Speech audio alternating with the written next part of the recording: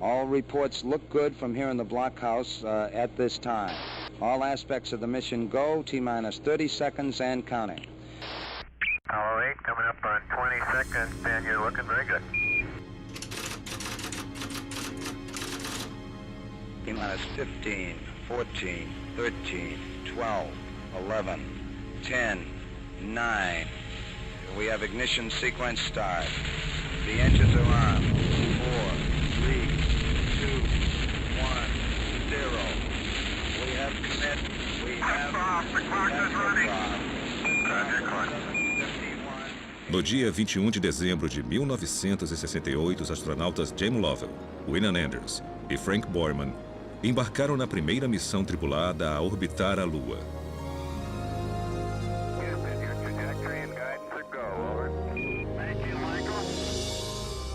3 dias e quase 400 mil quilômetros depois, a tripulação do Apollo 8 se aproximou do destino. E no dia 24 de dezembro, véspera de Natal, a nave começou a última de suas 10 órbitas ao redor da Lua. Observando a superfície lunar, Borman, Lovell e Anders enviaram uma mensagem para o que era até então a maior audiência de televisão ao vivo na história. For all the people back on Earth, the crew of Apollo 8 has a message that we would like to send to you. In the beginning, God created the heaven and the earth. And the earth was without form and void, and darkness was upon the face of the deep. And the Spirit of God moved upon the face of the waters. And God said, "Let there be light." And there was light. And God saw the light, that it was good. And from the crew of Apollo 8, we close with good night, a Merry Christmas, and God bless all of you on the good earth.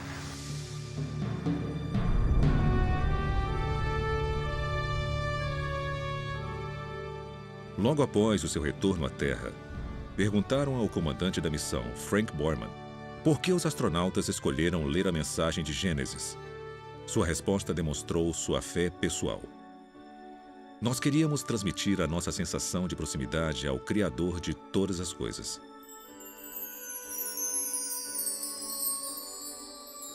Essa não foi a primeira vez que o universo atraiu cientistas e exploradores para perto de Deus. Na verdade, muitos dos fundadores da astronomia moderna, incluindo Nicolau Copérnico, Galileu e Sir Isaac Newton, buscaram revelar e honrar o Criador através de algumas das descobertas mais importantes já feitas.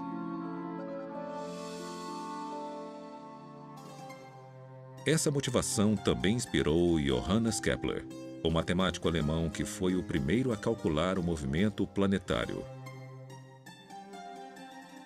No início do século XVII, ele escreveu que a ciência é o processo de pensar os pensamentos de Deus após ele. E o meu maior desejo é perceber o Deus que encontro em todos os lugares do mundo externo. Eu já tive a intenção de me tornar um teólogo. Mas agora vejo como Deus é através de minhas descobertas, também glorificado na astronomia, pois os céus declaram a glória de Deus.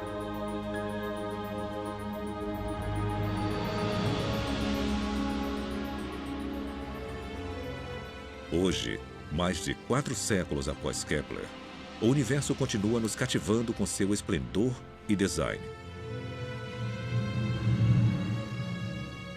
É um espelho que reflete a maestria de Deus e uma voz que fala claramente toda noite sobre seu caráter e poder.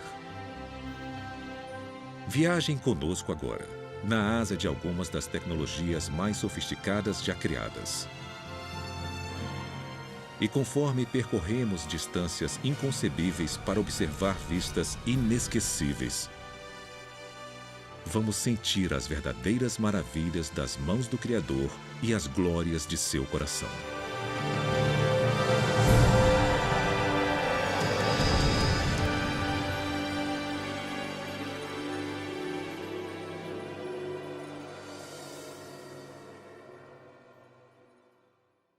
Olha, o tamanho e a grandeza do universo, eu acho que é tremendamente humilde.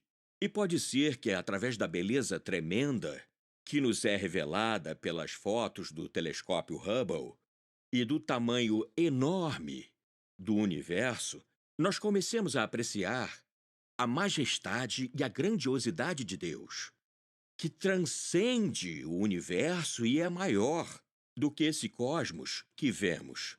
Então eu acho que o tamanho do universo evidencia a grandiosidade e a majestade de seu Criador. Já parou para pensar sobre a imensidade de Deus? A pura magnitude de seu poder e tamanho? É um conceito difícil de entender, porque Deus é espírito, então não há nada físico sobre sua estatura.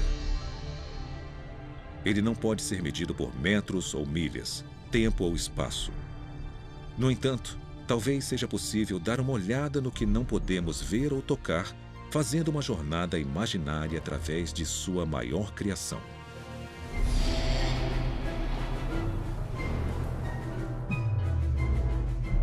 Esta nave vai nos transportar até o limite do universo observável, uma distância estimada de 430 bilhões de trilhões de quilômetros. Vamos viajar na velocidade da luz, mais de 290 mil quilômetros por segundo. A essa velocidade, poderíamos fazer no mínimo 600 órbitas completas ao redor da Terra, em menos tempo do que demoramos para comer uma pequena tigela de pipocas.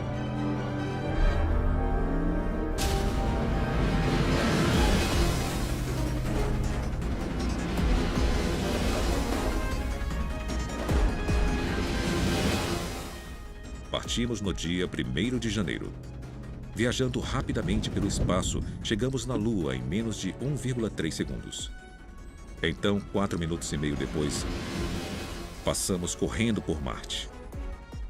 Continuamos seguindo pelos planetas gigantes gasosos: Júpiter, Saturno, Urano,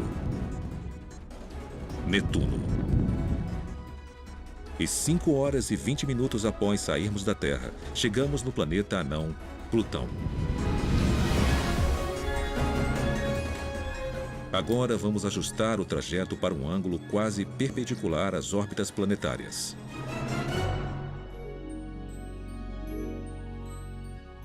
Atrás de nós, os limites da nossa vizinhança cósmica somem rapidamente.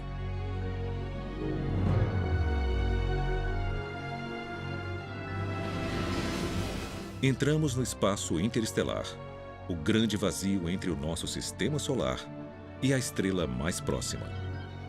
1 ano se passa, depois 2, 3, 4 anos. Finalmente, no dia 19 de abril do 5º ano desde a nossa partida da Terra, somos momentaneamente cegados pela luz do sistema Alpha Centauri. 3 estrelas unidas pela gravidade. Elas são as estrelas mais próximas ao nosso Sol. Nós viajamos aproximadamente 41 trilhões de quilômetros, mas estamos só começando. 10 anos-luz da Terra. 2 dúzias de estrelas vizinhas brilham à nossa frente. Uma delas, Tau 7, se parece com o nosso Sol. 100 anos-luz. Nuvens de gás e poeira no braço de Órion da Via Láctea nos cercam. 1000 anos-luz. A elegante forma espiral da nossa galáxia é claramente visível. A Terra está localizada aqui. A Via Láctea faz parte de uma comunidade de no mínimo 40 galáxias, unidas pela gravidade, para formar o que é conhecido como o Grupo Local. Pelo resto da jornada, cada ponto de luz que vemos não é mais uma estrela individual, mas uma galáxia inteira, cheia de bilhões de estrelas.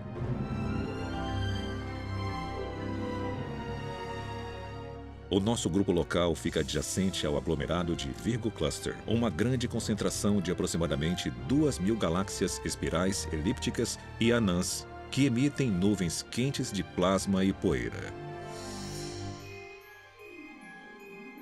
Essa criação espetacular é o coração de uma cadeia de ilhas cósmicas que foram moldadas pela força gravitacional de 40 mil galáxias diferentes.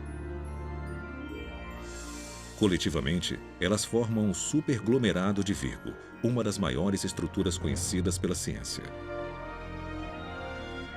Mas conforme nos afastamos, essa cadeia rapidamente se perde entre várias formações de composição e tamanhos similares. Pois Virgo é apenas uma gota em um balde cósmico que pode conter até 10 milhões de superglomerados, cada um sendo um fio fino na construção de larga escala do universo observável.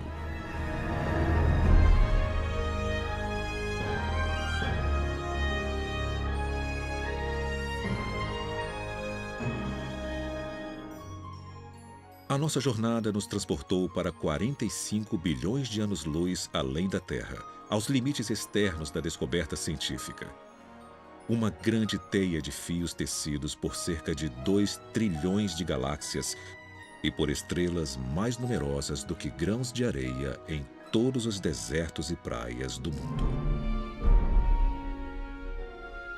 Então, qual é o tamanho de Deus? Ele é grande o suficiente para criar um universo com dimensões tão vastas que vão além da nossa compreensão. Mesmo assim, nas palavras do profeta Isaías, ele consegue medir tudo com os dedos de sua mão.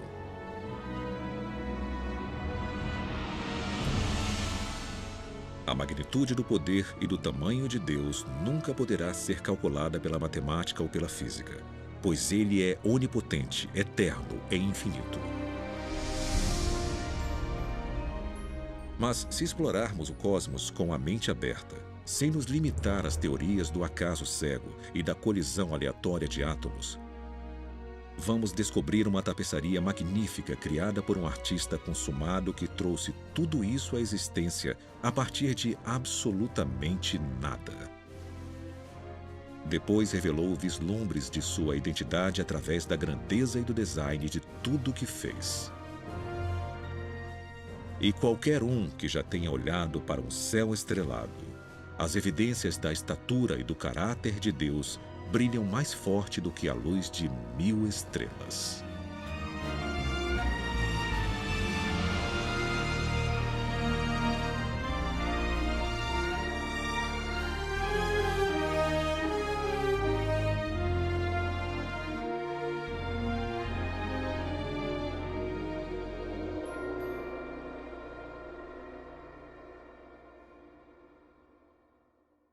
Muitos físicos já disseram antes que a descoberta de que o universo foi finito no passado e que tinha um começo é uma das descobertas mais incríveis na história da ciência. Isso mudou completamente a visão que tinha dominado a ciência por mais de 2000 anos. Isso foi escrito em Gênesis, capítulo 1, versículo 1. No princípio, foi Deus quem criou o céu e a terra. E uma das descobertas mais incríveis do século XX da cosmologia foi a confirmação sobre a antiga previsão judaica a respeito do início do universo.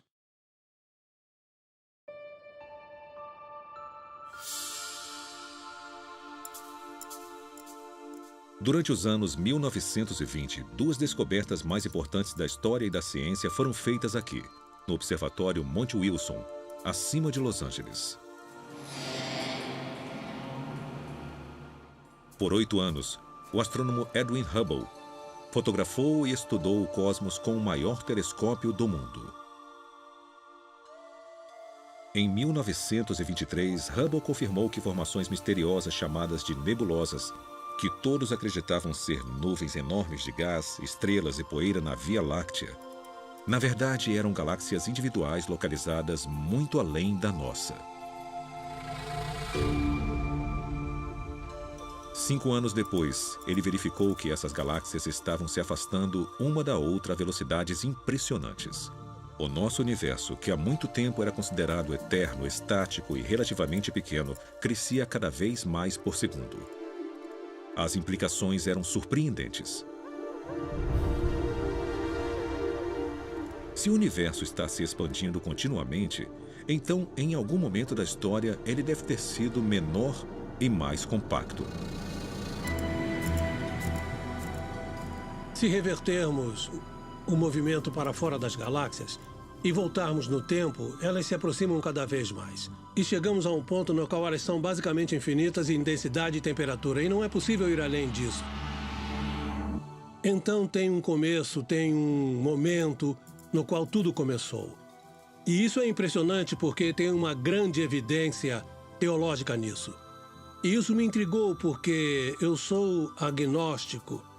E se teve um começo, um momento de criação do universo, então teve um Criador. E a ideia do Criador não é compatível com o agnosticismo. E assim como eu não posso acreditar que teve um Criador, não posso acreditar que tudo aconteceu por acaso, o que implica na existência de um Criador. Então, sabe, eu estou em um impasse, completamente impossível. E continuei nele. A incerteza de Robert Jastrow foi alimentada por várias descobertas que apontaram que o universo foi criado a partir do nada e era governado por leis de física e química primorosamente calibradas para garantir uma vida complexa. A vida é tão extraordinária, principalmente a vida mais avançada, a vida inteligente. Seres conscientes são um fenômeno. De novo, eu acho qualitativamente difícil de acreditar que isso aconteceu por acaso. Por exemplo, pensa no seu cérebro. Mais de 1 quilo de massa. Ele contém 1 milhão de trilhão de sinapses, pelo que eu me lembro. Circuitos se abrindo e se fechando o tempo todo. É muito mais complicado do que a inteligência artificial mais avançada. E eu acho difícil de acreditar que tudo isso é questão de átomos e moléculas. Então eu tento encaixar no meu conceito de mundo a ideia de que há uma força maior de algum tipo que pode ser chamada de Deus ou de como você quiser. Mas eu não posso aceitar isso. Eu sou o que chamam de materialista na filosofia. Isso não significa que eu gosto de carros grandes. Os meus alunos sempre pensavam isso. Acredito que o mundo é feito inteiramente de substâncias materiais.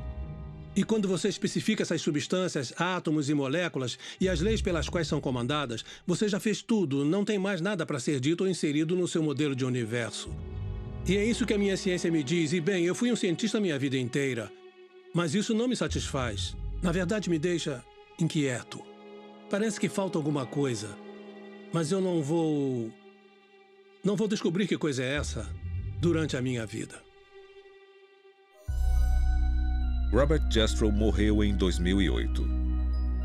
Sendo fundador do Instituto Espacial Goddard da NASA e o diretor do Observatório Monte Wilson, ele ajudou a popularizar a astronomia ao redor do mundo. Em seu livro best-seller Deus e os Astrônomos, Jastrow descreveu o conflito filosófico entre o materialismo científico e as provas de um universo que teve um começo.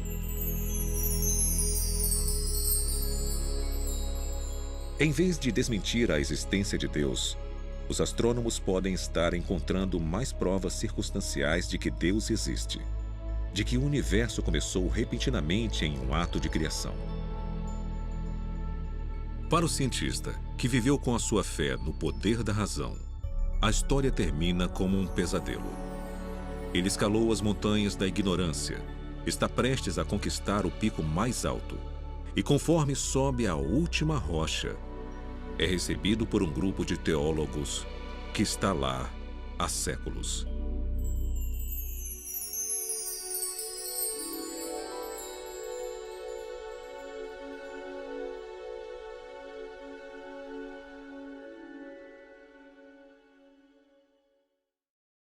É um privilégio estar em um planeta tão habitável que nos permite viver confortavelmente e ter tudo o que precisamos para fazer ciência e aprender sobre o universo ao nosso redor. E para aprender sobre as nossas origens e para conseguir responder qualquer pergunta que possamos fazer. É claro que alguém pode falar que isso foi por acaso, essa é a filosofia dele, e ele pode recorrer a isso o quanto quiser, mas não é uma explicação satisfatória para mim. O melhor lugar em todo o sistema solar para ver eclipses solares é a superfície da Terra. Eu cheguei a calcular as circunstâncias para eclipses de todos os outros planetas e de todas as luas. Cerca de 65 as maiores luas. E é uma coincidência incrível. O único lugar que tem observadores é o lugar com os melhores eclipses. Conforme Gonçalves examinava esse alinhamento raro do Sol, da Lua e da Terra, ele reconheceu a importância desses corpos celestiais para a existência de vida complexa no nosso planeta.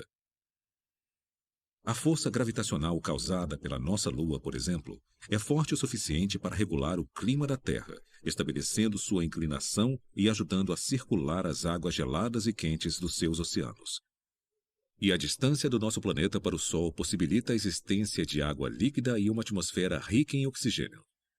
Precisa ter a distância certa do planeta do observador até a estrela hospedeira.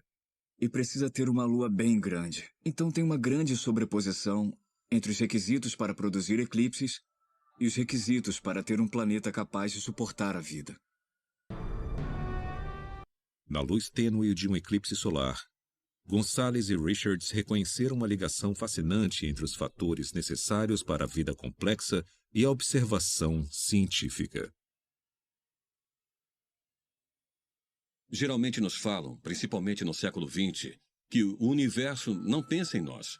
Ou seja, que nós existimos em um universo muito grande e que o universo não foi criado para seres como nós. Nós somos simplesmente uma vida que por acaso surgiu num pequeno planeta que cerca uma estrela minúscula e insignificante numa galáxia normal dentro de um grande universo que não foi planejado.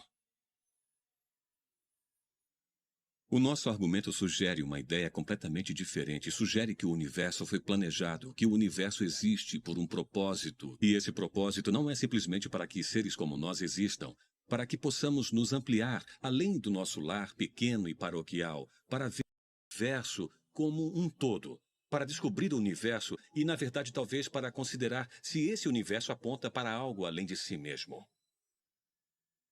Tem um certo aspecto sobre o universo que não pode ser simplesmente explicado através de forças impessoais da natureza, de átomos que colidiram com átomos.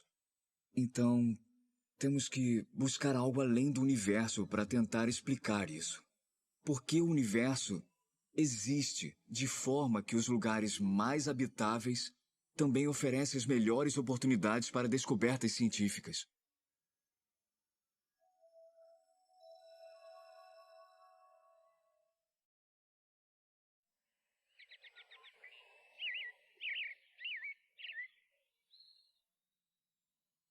Nós criamos um mosaico do Sistema Solar usando fotos que tiramos com a Voyager e o colocamos na parede do auditório.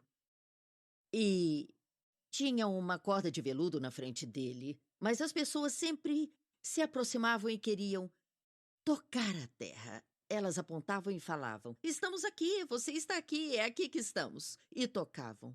E não importava quantas placas de não toquem colocávamos, as pessoas sempre queriam se aproximar e tocar a Terra. Então, como resultado, bem, eu não sei quantas vezes aquela foto foi substituída, mas ela sempre ficava com furo e aquela foto, em especial, precisava ser trocada.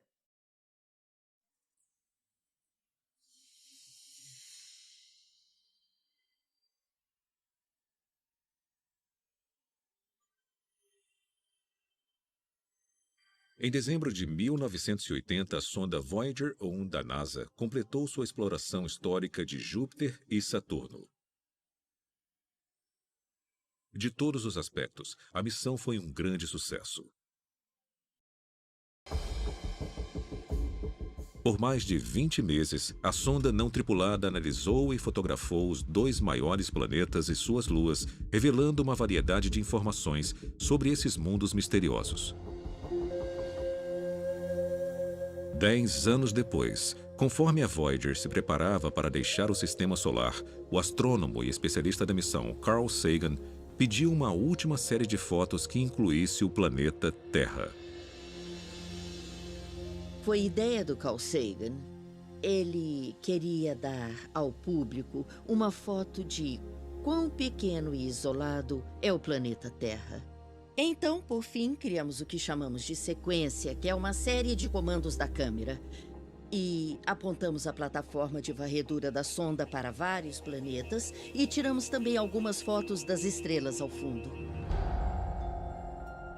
Em 14 de fevereiro de 1990, as câmeras de alcance curto e longo da Voyager capturaram esse mosaico do Sistema Solar. Uma das imagens era uma vista da Terra envolvida por um raio de luz. O nosso planeta, 5,95 bilhões de quilômetros de distância. É só um pequeno pixel brilhante. Não dá para ver os continentes ou oceanos. Sabe, a nossa casa está tão distante daqui. O pálido ponto azul conquistou a imaginação do mundo. E em 1994, Carl Sagan compartilhou suas reações à foto durante uma palestra na Universidade Cornell. Nós vivemos em um planeta insignificante, de uma estrela monótona perdida em uma galáxia que repousa em algum canto esquecido do universo, no qual há mais galáxias do que pessoas. Mas considerem de novo aquele ponto. Ele é aqui. É o nosso lar. Somos nós. Nele, todo mundo que você conhece, todo mundo que você já ouviu falar, todo ser humano que já existiu e viveu sua vida. O conjunto de nossas alegrias e sofrimentos, todo herói e covarde, todo camponês e rei, todo casal jovem apaixonado, toda mãe e pai, toda criança esperançosa, todo inventor e explorador, todo professor de moral, todo astro, todo líder supremo, todo santo e pecador na história da nossa espécie. Todos viveram lá, em um grão de poeira suspenso em um raio de sol.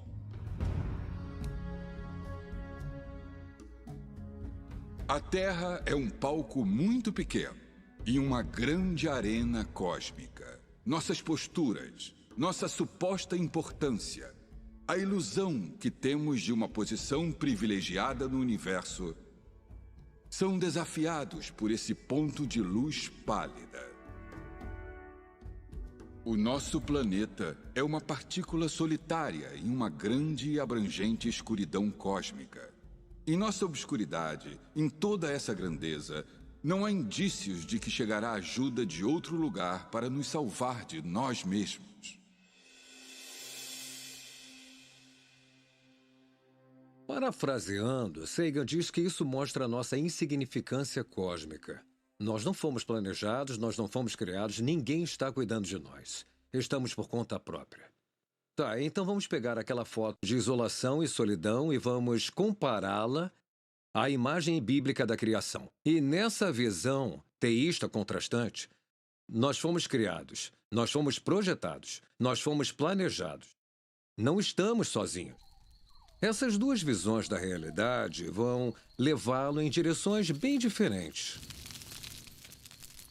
3.000 anos antes de Carl Sagan ponderar sobre a significância dos planetas e das pessoas, Davi, o rei pastor de Israel, observou o céu noturno e achou respostas próprias. Elas estão registradas nos Salmos do Antigo Testamento. Ó Senhor, a tua glória é maior do que a dos céus. Quando vejo o céu noturno e vejo as obras dos teus dedos, a lua e as estrelas que tu preparaste, o que são meros mortais para que te lembres deles? Seres humanos para que cuides deles? Mesmo assim, pouco menor os fizestes do que os anjos e os coroastes com glória e honra. Tu examinastes o meu coração e sabes tudo sobre mim. Sabes quando me sento ou quando me levanto. Sabes os meus pensamentos, mesmo quando estou distante. Sabes o que vou falar antes mesmo que eu o fale. Tu andas na minha frente e me segues. Colocas tua mão de bênção em minha cabeça. Tal conhecimento é muito maravilhoso para mim, muito grandioso para que eu possa entender. Tu criaste o meu ser mais íntimo, moldaste-me no útero de minha mãe, Observaste-me conforme eu me formava em total reclusão, conforme era moldado na escuridão. Os teus olhos viram o meu corpo não formado. Todos os dias ordenados para mim foram escritos em teu livro. Eu te louvo porque me fizestes de modo especial e admirável. Tuas obras são maravilhosas, disso tenho plena certeza. Então Davi abre o seu coração, porque no fundo ele tem a reação certa, que é: eu fui um ser criado. Sou um produto de uma mente que construiu a mim e tudo isso. E apesar do fato dele ter construído coisas tão grandes e mais vastas do que eu, ele se importa comigo. Ele se importa comigo. Eu acho que a percepção do Carl Sagan é tão diferente porque o universo do Carl Sagan tem... Bem, de certa forma, Deus se foi. E se o principal ator para Davi, o Deus de Abraão, Isaque e Jacó, saiu de cena, então quem é o responsável? Quem construiu? Quem construiu tudo? Se não foi uma mente, se não foi um intelecto, se não foi uma pessoa, um ser supremo e poderoso com o qual possamos ter uma relação, então tudo que sobra é a física. A física tem que comandar o show. E nós nos tornamos, em vez de uma criatura planejada e criada por um grande criador, nós nos tornamos um caso de sorte de uma longa teia de acidentes cósmicos. E, na verdade, isso é muito solitário.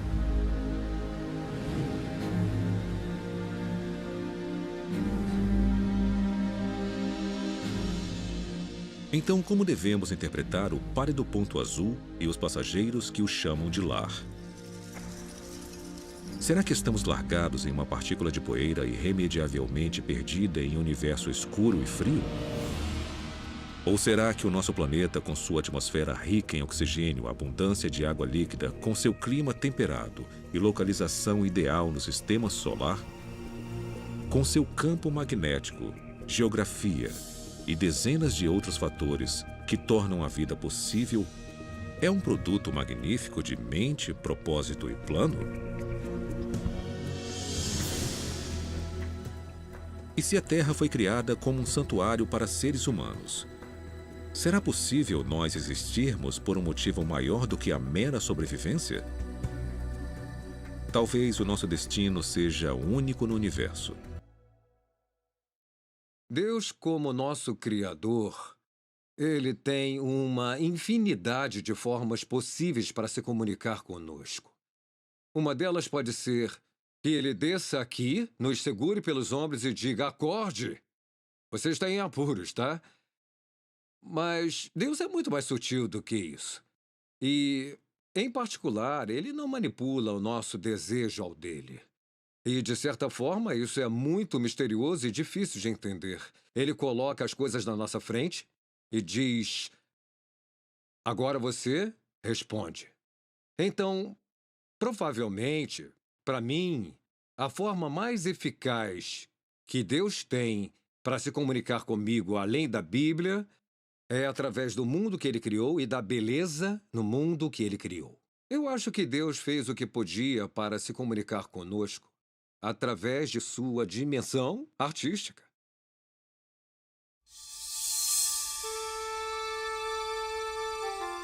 Elas estão entre as 7 maiores maravilhas naturais do mundo. Demonstrações incríveis de arte que já foram celebradas em pinturas nas cavernas pré-históricas, na mitologia viking e nas peças de Shakespeare. Em 1619, Galileu as nomeou de auroras, em homenagem à deusa romana do amanhecer. Hoje, também as chamamos de luzes do norte e do sul. No brilho etéreo desse fogo celestial, a beleza, o mistério e maravilha, tão evidentes através do universo, iluminam o céu polar desde a Islândia até a Antártica. Você fica intrigado com isso, fica curioso com isso. É lindo, é sutil, é interessante. Todas essas coisas se despertam. Uau!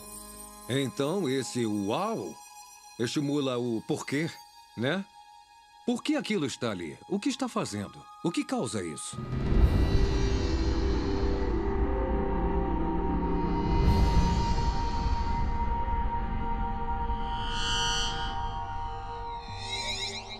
Toda aurora no nosso sistema solar é originada aqui, na superfície turbulenta de uma estrela de sequência principal G2, a 149 milhões de quilômetros da Terra.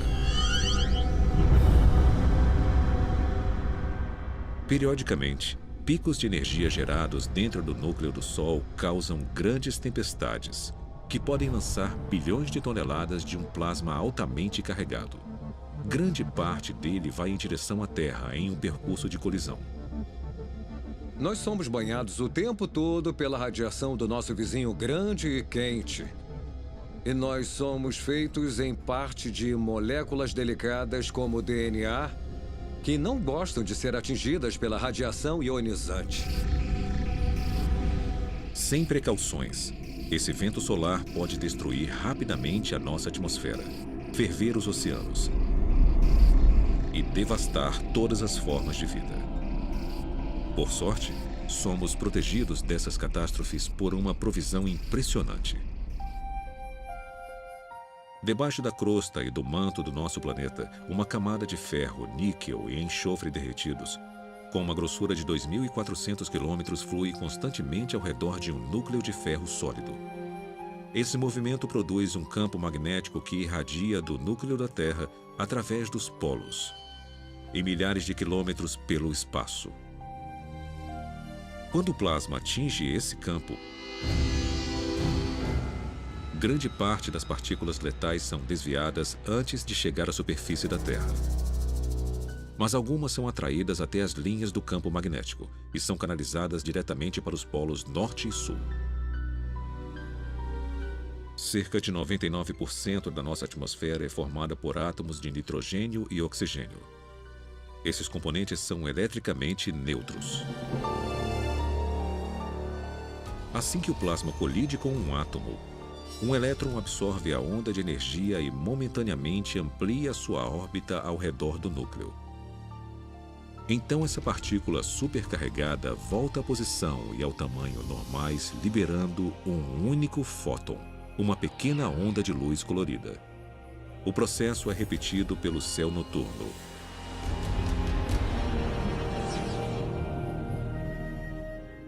Dependendo da altitude, os átomos de oxigênio liberam fótons verdes e vermelhos, o nitrogênio, azul intenso e tons de roxo.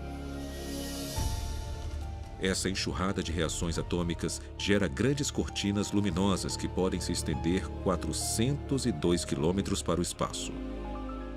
Às vezes, elas formam anéis espetaculares acima dos polos magnéticos.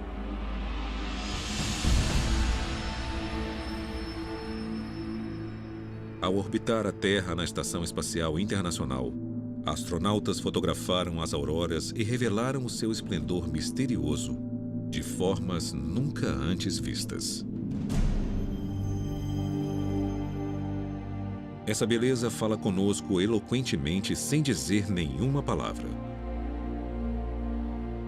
Eu acho que a aurora por si só é um cartaz lindo e brilhante balançando.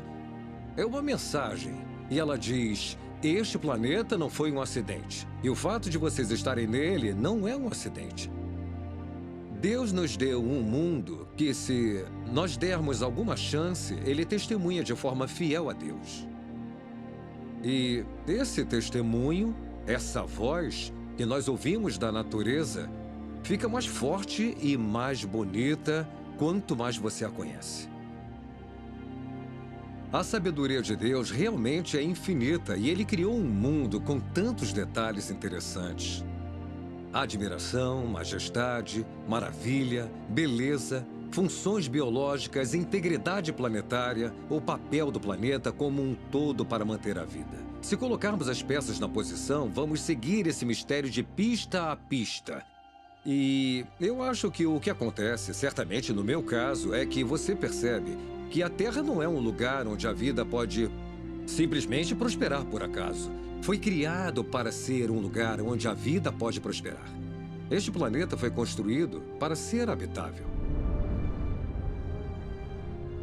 Essa convergência de design funcional e beleza extraordinária, tão evidente no campo magnético da Terra, também é uma forma que Deus usa para se comunicar através de todas as facetas da criação.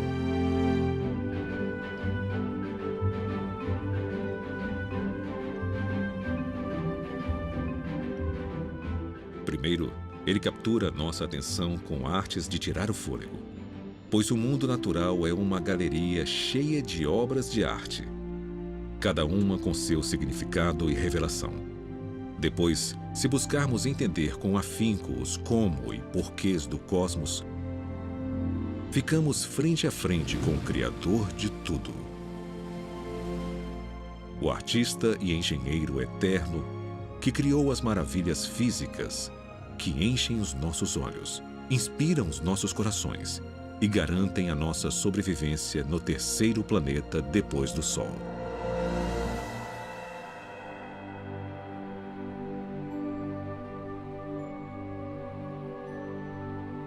É elegante, é avassalador, é mais bonito do que podemos imaginar. A criação faz mais sentido para mim porque explica os padrões que vemos no universo e explica a origem da vida como sendo devido a uma inteligência que criou uma beleza e complexidade que não podemos encontrar em nenhum lugar. Acho que quanto mais aprendermos, mais complexas as coisas vão ser. Mas, ao mesmo tempo, eu acho que vamos encontrar os princípios subjacentes que nos farão ter uma visão da mente do Criador.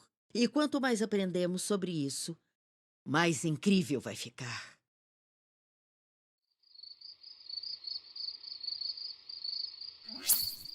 Aqui vai uma pergunta que pode literalmente deixá-lo acordado a noite toda. Quantas estrelas existem no universo? Em uma noite de céu limpo no deserto sem um telescópio, podemos ver cerca de 5.000 estrelas individuais.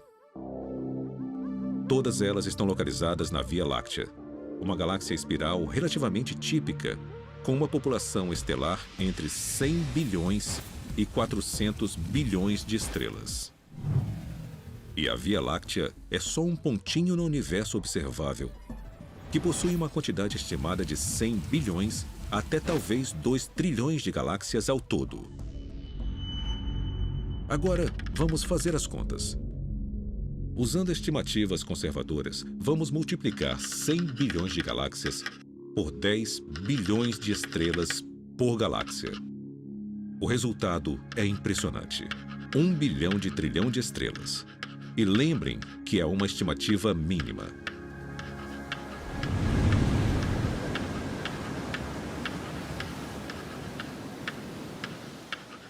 Para compreender um número tão grande, precisamos de um contexto. Então vamos tentar isso. Há aproximadamente 135 mil grãos em 16 metros cúbicos de areia e 235 milhões em 28 mil centímetros cúbicos. Mesmo que seja quase impossível determinar a medida exata, os geógrafos estimam que haja aproximadamente 320 mil quilômetros de costa e 15 milhões de quilômetros quadrados de areia de deserto na superfície do nosso planeta. Usando estimativas como essas, os pesquisadores da Universidade do Havaí calcularam que, em todos os desertos e praias do mundo, há cerca de 7,5 vezes 10 elevado a 18, ou mais de 7 bilhões de grãos de areia individuais. De novo, uma estimativa como essa é só uma suposição. Então, considerando a dificuldade de realmente contar areia, vamos aumentar o cálculo havaiano por um fator de 10. Com isso, você conseguiria construir muitos castelos, mas é apenas uma fração do número total de estrelas. Porque quando comparamos as estimativas de areia às estimativas de estrelas, o número de estrelas excede o número de grãos de areia por pelo menos de 10 a 1. Mas talvez essa não seja a parte mais incrível desta história. Porque um único grão de areia, com um diâmetro de 1 milímetro, contém aproximadamente 500 bilhões de átomos individuais. Há mais átomos em um grão do que a quantidade total de grãos de areia na Terra, ou de estrelas em 1 bilhão de galáxias como a Via Láctea.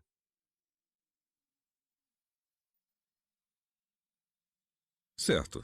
Antes de desligarmos a calculadora, uma dose final de números altos. Em uma única gota de água, há cerca de 1,7 bilhões de trilhões de moléculas de H2O individuais. Ou seja, em algumas gotas grandes, o número total de moléculas pode superar o número total de estrelas em todo o universo.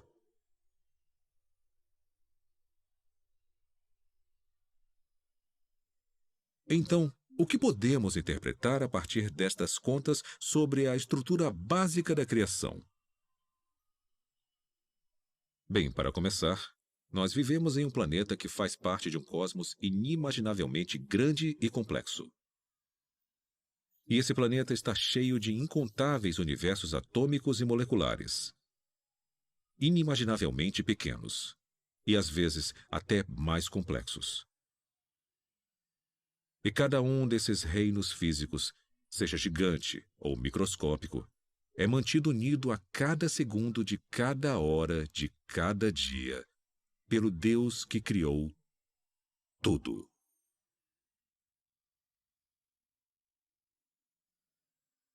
Lembrem disso, da próxima vez que forem procurar escaravelhos no deserto do Saara. Ou quando forem acampar na América do Sul, sob o brilho surpreendente da Via Láctea. Ou quando estiverem no quintal, vendo o cachorro molhado lançar 10.000 universos líquidos em uma tarde de sol.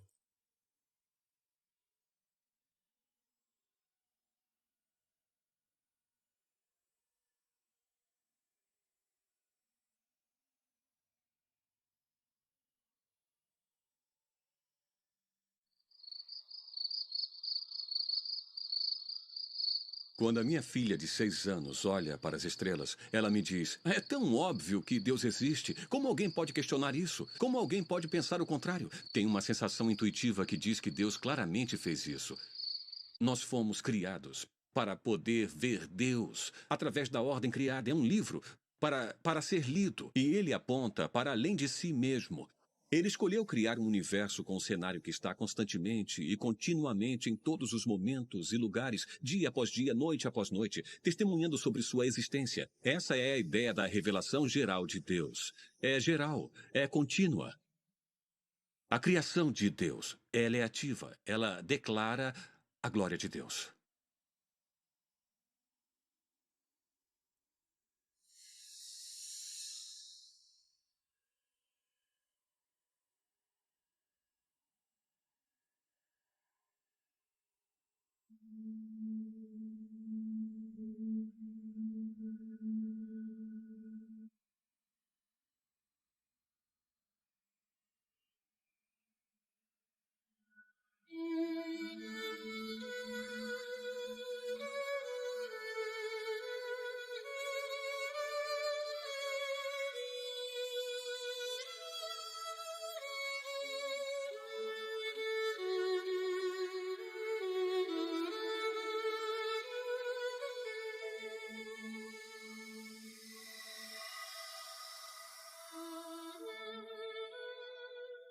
Os céus declaram a obra de Deus.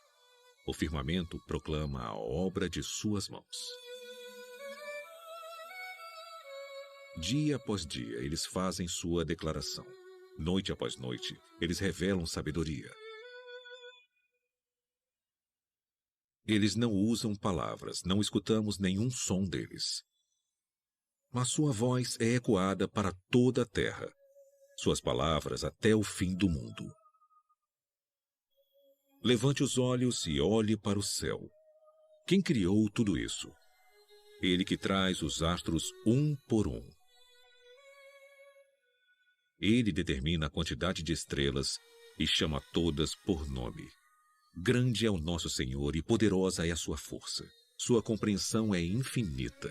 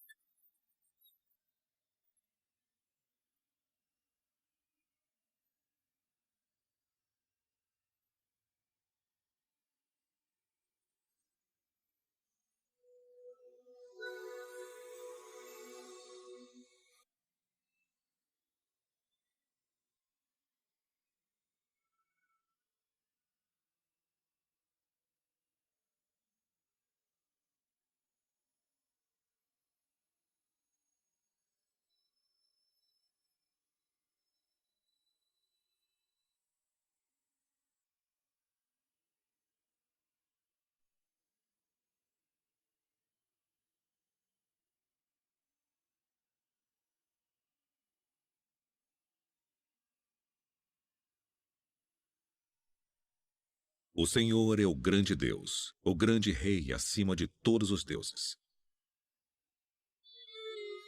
Em suas mãos estão as profundezas da terra, e os picos das montanhas pertencem a ele. O mar é dele, pois ele o criou, e suas mãos formaram a terra seca. Todas as nações são apenas uma gota em um balde. Não são nada mais do que poeira nas balanças. Ele segura a terra como se fosse um grão de areia. E tudo isso é apenas o começo de tudo o que ele faz. Simplesmente um suspiro de seu poder.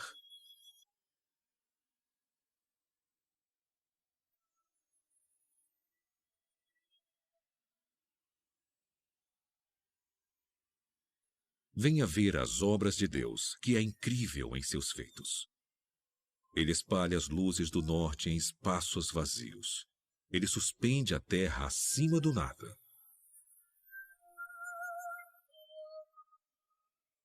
Ele marca o horizonte no rosto das águas, para haver um limite entre luz e escuridão.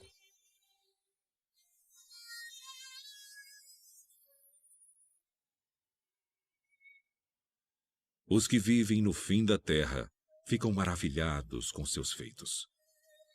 Desde onde o sol nasce até onde se põe, tu inspiras gritos de alegria.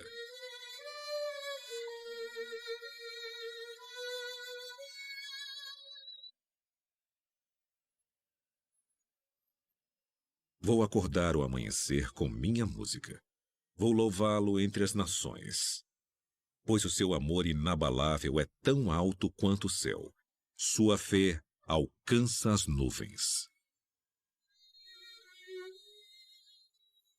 Seja exaltado, ó Deus, que a tua glória brilhe por toda a terra.